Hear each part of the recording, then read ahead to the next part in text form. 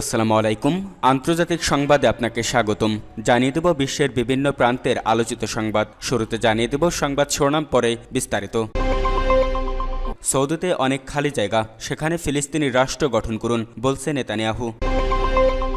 এদিকে ইউক্রেন যুদ্ধ অবসানে পুতিনের সঙ্গে বসতে চান জেলেনস্কি। অন্যদিকে গাজায় বালুর ডিবি থেকে ৬৬ জন ফিলিস্তিনির লাশ উদ্ধার। এবং সর্বশেষ থাকছে ভারতের যুদ্ধবিমান বিধ্বস্ত। এতক্ষণ শুনছিলেন সংবাদ শিরোনাম, এবার বিস্তারিত। তবে তার আগে আমাদের চ্যানেলটি সাবস্ক্রাইব করুন এবং লাইক, কমেন্ট, শেয়ার করে পরবর্তী আপডেট পেতে আমাদের সাথেই থাকুন। সৌদিতে অনেক খালি জায়গা আছে, সেখানে ফিলিস্তিনি রাষ্ট্র গঠন করুন, বলছে নেতানিয়াহু।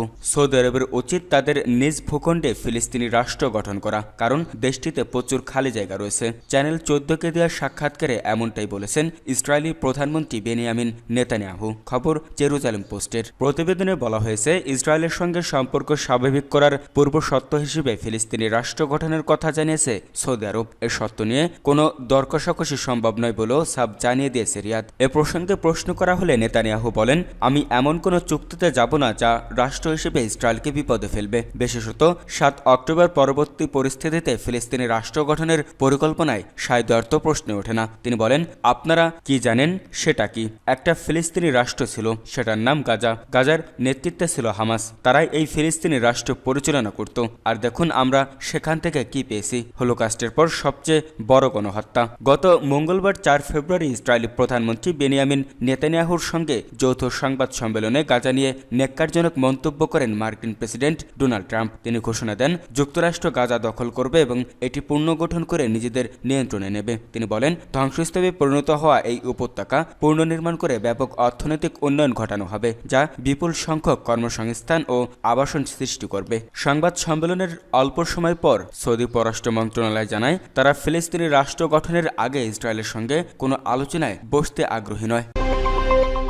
ইউক্রেন যুদ্ধ অবসানে পুতিনের সঙ্গে বসতে চান জেলেনস্কি। ইউক্রেন যুদ্ধের অবসান ঘটাতে রাজনৈতিক ও কূটনৈতিক উপায় নিয়ে আলোচনার জন্য রুশ প্রেসিডেন্ট ভ্লাদিমির পুতিনের সঙ্গে বসতে প্রস্তুত Vladimir Zelensky. European bank for reconstruction and ডেভেলপমেন্টের প্রেসিডেন্ট অডেল রেনাউড বাসোর সঙ্গে বৈঠকের পর কিয়েভ এক সংবাদ সম্মেলনে বক্তৃতাকালে এই কথা বলেন। খবর আনাদোলু এজেন্সির। সংবাদ সম্মেলনে জেলেনস্কি বলেন, মার্কিন প্রেসিডেন্ট ট্রাম্প এবং ইউরোপীয় ইউনিয়নের দেশগুলো বিশ্বাস করে রাশিয়া ছাড়া, পুতিনকে ছাড়া কূটনীতি অসম্ভব। তা আমি বলেছিলাম, এই যুদ্ধ কিভাবে আমাদের জন্য শেষ হবে সেই বিষয়ে একমত হতে পারলে আমি তার সঙ্গে দেখা করতে প্রস্তুত। আমরা কূটনীতির জন্য প্রস্তুত। এখানে আমার কোনো সমস্যা নেই। সমস্যাটি হলো, আমার কাছে মনে হচ্ছে পুতিন মূলত যুদ্ধের অবসানের কথা বলতে ভয় পাচ্ছে। ভ্লাদিমির পুতিন রাশিয়ার প্রেসিডেন্ট থাকাকালে দেশটির সঙ্গে শান্তি আলোচনা নিষিদ্ধ করে ইউক্রেন ২০২২ সালে একটি ডিক্রি জারি করেছিল এবং জেলেনস্কি নিজেই সে বছর ওই ডিক্রিতে স্বাক্ষর করেছিলেন।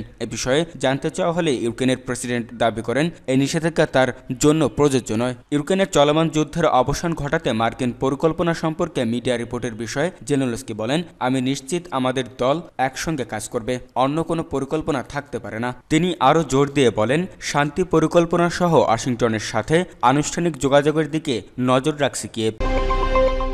গাজায় বালুর ডিবি থেকে ৬৬ জন ফিলিস্তিনির লাশ উদ্ধার। ফিলিস্তিনিদের অবরুদ্ধ গাজার উত্তরাঞ্চলের একটি বালুর ডিবি থেকে ৬৬ জন ফিলিস্তিনির লাশ উদ্ধার করা হয়েছে। বালুর ডিবিটি ইসরায়েলি সেনাবাহিনী তৈরি করেছিল।